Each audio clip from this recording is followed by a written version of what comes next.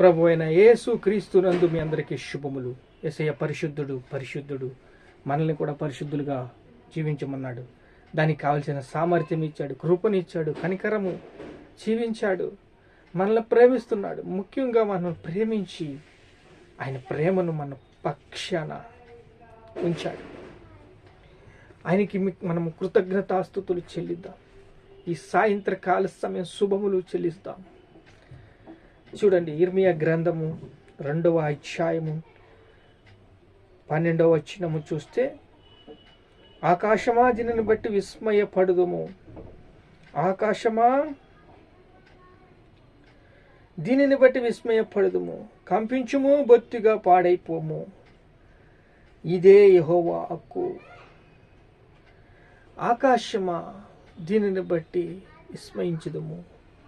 ఎందుకు దేవుడికి వేదన, బాధ, ఎందుకు ఇంత మనోవేదన కలిగి ఉన్నాడంటే ఆయన మనల్ని ప్రేమిస్తున్నాడు కాబట్టి. ఇక్కడ ఎంత చూడండి, 9లో చూస్తే, ప్రవక్తలు బయలు పేరట ప్రవచనము చెప్పుదురు, నిష్ప్రయోజనమైన వాటిని అనుసరింతురు, నేనిక మీదట మీతో మీ పిల్లలతోనూ వాద్యమాడుదును. అక్కడ బయలు ప్రవక్తలు చెప్తున్నారు, నిష్ప్రయోజనం వాటిని అనుసరిస్తున్నారు, నేను మీ పిల్లలతోనూ మీతోనూ వాద్యమాడుదును, ఇదే యెహోవా హక్కు. కితీయులు దీపమును పోయి చూడండి, కేదారునకు దూతలుగా పంపి బాగుగా విచారించండి. చూడండి, వెళ్ళి ఆ దీపంలో వెళ్ళి చూడండి, అన్యుల దేశంలో వెళ్ళి చూడండి, వాళ్ళు ఎంత పరిశుద్ధంగా ఉంటున్నారు, పవిత్రతను కాపాడుకుంటున్నారు, ప్రతి విషయంలో ఎంత దేవునికి మహిమకరంగా జీవిస్తున్నారు. దేవుడు తెలియనప్పటికీ, దేవుడు ఎవరో తెలియనప్పటికీ వారి జీవితాలు ఎలా కట్టుకుంటున్నారు, ఎంత భయం భక్తితో నడుస్తున్నారు. ఒకరోజు ధర్మశాస్త్రము ప్రజల్లోకి వెళితే ఆ ధర్మశాస్త్రాన్ని వాళ్ళు నమ్మి దాన్ని పట్టుకుని నడుస్తున్నారు అని చెప్తూ 12వ వచనం చూస్తే, నా జనులు 2 నేరములు చేసి ఉన్నారు, నా జనులు 2 నేరం చేసి ఉన్నారు, నా జనాలు నన్ను మర్చిపోయారు, 2 నేరాలు చేశారు. చూడండి, జీవ జలముల ఊటైన నన్ను విడిచి ఉన్నారు, తమ కొరకు తొట్లను అనగా బద్దల నీళ్లు నిలువని తొట్టును తొలిపించుకుని ఉన్నారు. జీవ జల ఊటైన నన్ను మర్చిపోయారు. తొట్లను నీళ్ళ కోసం ఏయో గుంటలు తోకుని, చెరువులు తోకుని, డ్యామ్ కోసం వాళ్ళు ఇది ఆధారపడుతున్నారు. కానీ జీవ జలదైన ఊటైన నన్ను మర్చిపోయారు. నన్ను మర్చిపోయి లోకంలో ఆదాము చేసినట్టు రెక్కాడితేనే కానీ డొక్కాడిన పరిస్థితిలో వాళ్ళు వెళ్ళిపోయి అలాగే దాన్ని పట్టుకుని ఎలాడుతున్నారు, కానీ నన్ను మర్చిపోతున్నారు.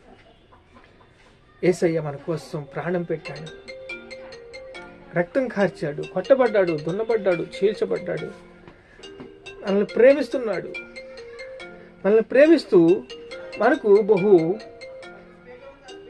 వేదనకరమైన పరిస్థితుల్ని తీసుకొస్తున్నాడు.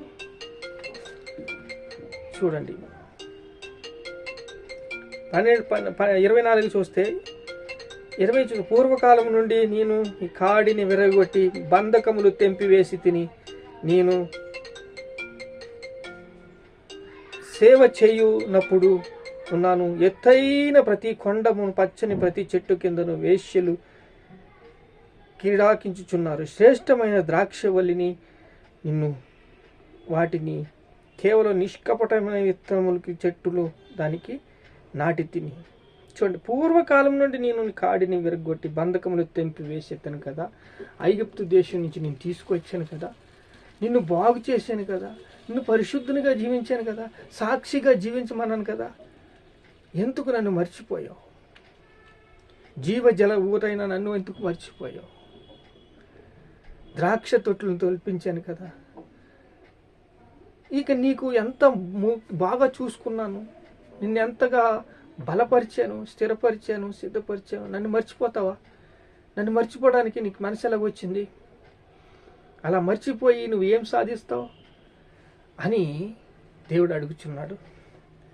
32లో చూస్తే, కన్యక తన ఆభరణమును మరుచునా, పెండ్లి కుమార్తె తన వడ్డాణమును మరుచునా? కన్యక తన ఆభరణాలు మర్చిపోతుందా? లెక్కలేని దినములన్నీ నన్ను మరిచి ఉన్నారు. పెండ్లి కుమార్తె తన వడ్డాణం మర్చిపోద్దా? లెక్కలేని దినములు నన్ను మర్చిపోయారు. లెక్కలేని దినములు నన్ను మర్చిపోతున్నారు. ఎందుకు? పాపాన్ని, శరీరాశ, నేత్రాశ, జీవపు డంబాన్ని ఆకర్షించుకుంటున్నారు. ఈ లోకం ఆశలన్నీ కూడా భుజం మీద ఎత్తుకుంటున్నారు. పాపాన్ని మోస్తున్నారు.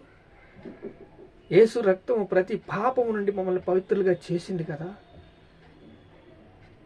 ఇప్పుడైనా దేవుణ్ణి మర్చిపోతారు ఎందుకు? దేవుడి దగ్గరికి రండి. ఆయన మిమ్మల్ని బలపరుస్తాడు, నిత్య జీవిస్తాడు. జీవ జల ఊట అయిన దేవుణ్ణి మర్చిపోతున్నారు. కన్యక తన వడ్డాణాన్ని మర్చిపోతుందా?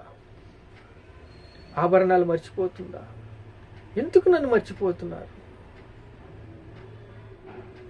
నన్ను జ్ఞాపకం చేసుకోండి. నా బలాన్ని జ్ఞాపకం చేసుకోండి. ఆయన చేసిన ఉపకారాలు ఏది మర్చిపోవద్దని చెప్తున్నాడు. ఆయన మనల్ని ప్రేమిస్తున్నాడు. ఆయన సన్నిధిలో మనల్ని జ్ఞాపకం చేసుకుంటున్నాడు. చూడండి, అనేక దినములు, లెక్కలేని దినములు నన్ను మరిచి ఉన్నారు. కామము తీర్చుకున్నట్టుకు నువ్వెంతో ఉపాయముగా నటించుచున్నావు కదా.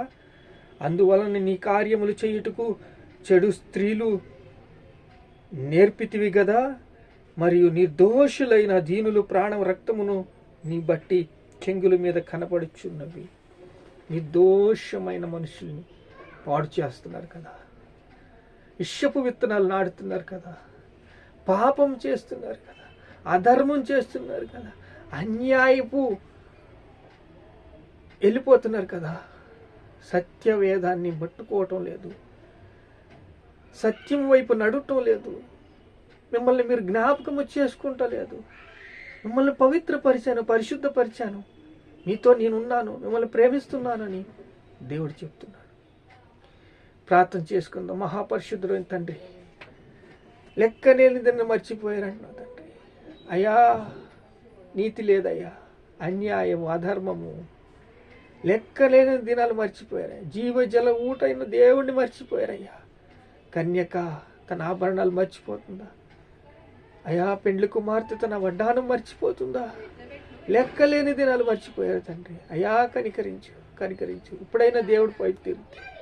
అయ్యా, వాళ్ళ పాపాలు ఒప్పుకుంటే యేసు రక్తము ప్రతి పాపము నుండి మమ్మల్ని పవిత్రులుగా చేస్తున్నట్టు నీ కృపను అనుగ్రహించావు, కనికరించావు. నీకే స్తోత్రాలు, స్తోత్రాలు, స్తోత్రాలు. ఘనత, మహిమ, ప్రభావాలు మీకే చెల్లిస్తున్నాం తండ్రి. ఆమేన్.